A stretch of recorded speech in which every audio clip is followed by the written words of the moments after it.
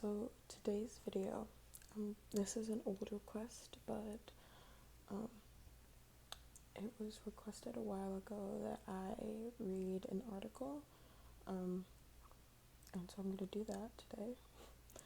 The article that I'm going to read today is called Creativity is a Process, Not an Event, and it's written by James Clear.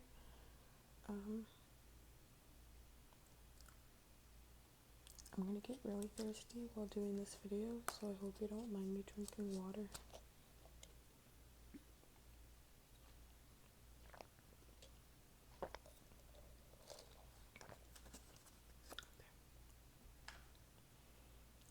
Alright, let's get into it. In 1666, one of the most influential scientists in history was strolling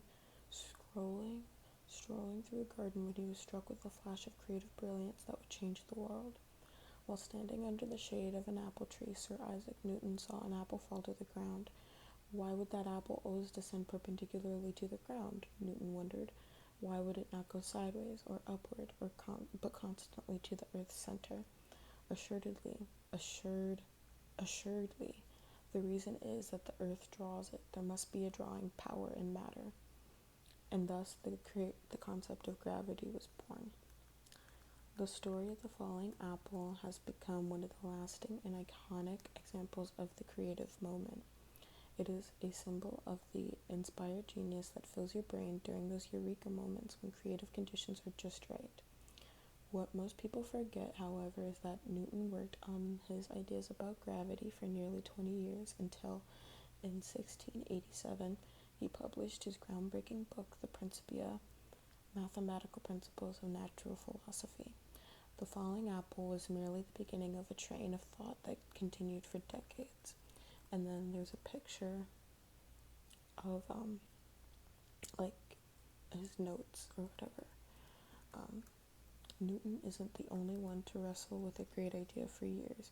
Creative thinking is a process for all of us. In this article, I'll share the science of creative thinking, discuss which conditions drive creativity and which ones hinder it, and offer practical tips for becoming more creative. Okay, the next subtitle is Creative Thinking, Destiny or Development. Creative thinking requires our brains to make connections between seemingly unrelated ideas. Is this a skill that we were born with or one that we develop through practice? Let's look at the research to uncover an answer. In the 1960s, a creative performance researcher named George Land conducted a study of 1,600 5-year-olds, and 98% of the children scored in the highly creative range. Dr. Land retested each subject during 5-year increments. When the same children were 10 years old, only 30% scored in the highly creative range. This number dropped to 12% by age 15 and just 2% by age 25. As the children grew into adults, they effectively had the creativity trained out of them. In the words of Dr. Land, non-creative behavior is learned.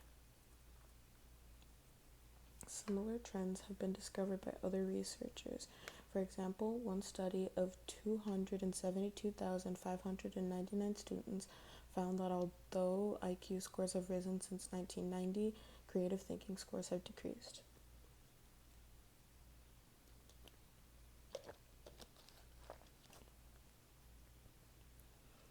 This is not to say that creativity is 100% learned.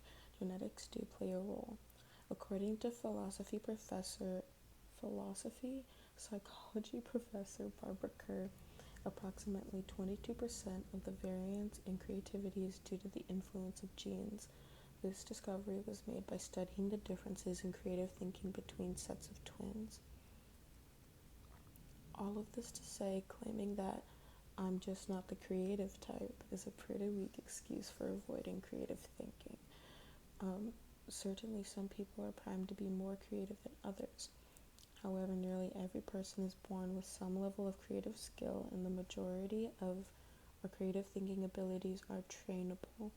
Now that we know creativity is a skill that can be improved, let's talk about why and how practice and learning impacts your creative output. Alright, the next subtitle is Intelligence in Creative Thinking. What does it take to unleash your creative potential. As I mentioned in my article on threshold theory, being in the top 1% of intelligence has no correlation with being fantastically creative. Instead, you simply have to be smart, not a genius, and then work hard. Practice deliberately and put in your reps. As long as you meet a threshold of intelligence, then brilliant creative work is well within your reach. In the words of researchers from a 2013 study, we obtained evidence that once the intelligence threshold is met, personality factors become more predictive for creativity. Next subtitle is growth mindset. What exactly are these personality factors that researchers are referring to when it comes to boosting your creative thinking? One of the most critical components is how you view your talents internally. More specifically, your creative skills are largely determined by whether you approach the creative process with a fixed mindset or a growth mindset. The differences between these two mindsets are described in detail in Carol Dweck's fabulous book, Mindset: The New Psychology of Success. The basic idea is that when we use a fixed mindset, we approach tasks as if our talents and abilities are fixed and unchanging. In a growth mindset, however, we believe that our abilities can be improved with effort and practice. Interestingly, we can easily nudge ourselves in one direction or another based on how we talk about and praise our efforts. Here's a brief summary in Dweck's words. The whole self-esteem movement taught us erroneously that praising intelligence, talent, abilities would foster self-confidence, self-esteem, and everything great would follow. But we found it backfires. People who are praised for talent now worry about doing the next thing, about taking on the hard task and not looking talented, tarnishing that reputation for brilliance. So instead, they'll stick to their comfort zone and get really defensive when they hit setbacks.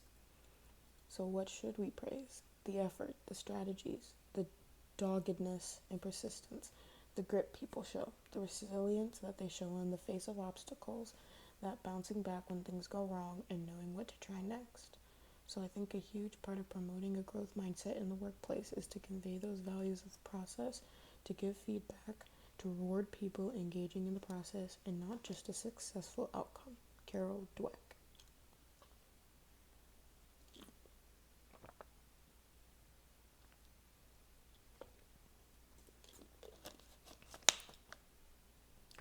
Okay, next subsection is called embarrassment and creativity. How can we apply the growth mindset to creativity in practical terms? In my experience, it comes down to one thing: the willingness to look bad when pursuing an activity. As Dweck says, the growth mindset is focused more on the process than the outcome. This is easy to accept in theory, but very hard to stick to in practice. Most people don't want to deal with the accompanying embarrassment or shame that is often required to learn a new skill. The list of mistakes that you can never recover from is very short. I think most of us realize this on some level. We know that our lives will not be destroyed if that book we write doesn't sell, or if we get turned down by a potential date, or if we forget someone's name when we introduce them. It's not necessarily what comes after the event that worries us. It's the possibility of looking stupid, feeling humiliated, or dealing with embarrassment along the way that prevents us from getting started at all. If that ain't me. In order to fully embrace the growth mindset and enhance your creativity, you need to be willing to take action in the face of these feelings, which so often deter us. Next section is called How to Be More Creative. Assuming that you are willing to do the hard work of facing your inner fears and working through failure, here are a few practical strategies for becoming more creative. 1. Constrain yourself. Carefully designed constraints are one of your best tools for sparking creative thinking. Dr. Seuss wrote his most famous book when he limited himself to 50 words. Soccer players develop more elaborate skill when they play on a smaller field. Designers can use a 3-inch by 5-inch canvas to create better large-scale designs. The more we limit ourselves, the more resourceful we become. 2. Write more. For nearly 3 years, I published a new article every Monday and every Thursday at jamesclear.com. No promo. The longer I stuck with the schedule, the more I realized that I had to write about a dozen average ideas before I uncovered a brilliant one. By producing a volume of work, I created a larger surface area for a creative spark to hit me. Not interested in sharing your writing publicly? Julia Cameron's Morning Pages routine is a fantastic way to use writing to increase your creativity, even if you have no intention of writing for others. 3. Broaden your knowledge. One of my most successful creative strategies is to force myself to write about seemingly disparate topics and ideas. For example, I have to be creative when I use 1980s basketball strategies, or ancient word processing software, or Zen Buddhism to describe our daily behaviors. In the words of psychologist Robert Epstein, you'll do better in psychology and life if you broaden your knowledge. 4. Sleep longer. In my article, sorry if you hear that. In my article on how to get better sleep, I shared a study from the University of Pennsylvania which revealed the incredible impact of sleep on mental performance. The main finding was this: sleep debt is cumulative, and if you get 6 hours of sleep per night for 2 weeks straight, your mental and physical performance declines to the same level as if you would have stayed awake for 48 hours straight. Like all cognitive functions, creative thinking is significantly impaired by sleep deprivation. Number 5. Enjoy sunshine and nature. One study tested 56 backpackers with a variety of creative thinking questions before and after a 4-day backpacking trip. The researchers found that by the end of the trip, the backpackers had increased their creativity by 50%. This research supports the findings of other studies which show that spending time in nature and increasing your exposure to sunlight can lead to higher levels of creativity. Number 6. Embrace positive thinking. It sounds a bit fluffy for my taste, but positive thinking can lead to significant improvements in creative thinking. Why? Positive psychology research has revealed that we tend to think more broadly when we're happy. This concept, known as the broaden and build theory, makes it easy for us to make creative connections between ideas. Conversely, sadness and depression seems to lead to more restricted and limited thinking. Number 7, the last one. Ship it. The honest truth is that creativity is just hard work. The single best thing you could do is choose a pace you could sustain and ship content on a consistent basis.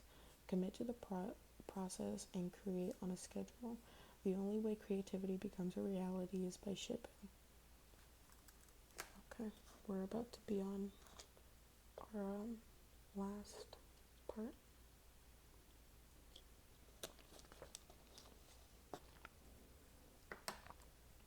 My lips are getting dry because it's the winter time. Alright, final thoughts on creative thinking. Creativity is a process, not an event. It's not just a eureka moment. You have to work through mental barriers and internal blocks. You have to commit to practicing your craft deliberately. And you have to stick with the process for years, perhaps even decades, like Newton did, in order to see your creative genius blossom.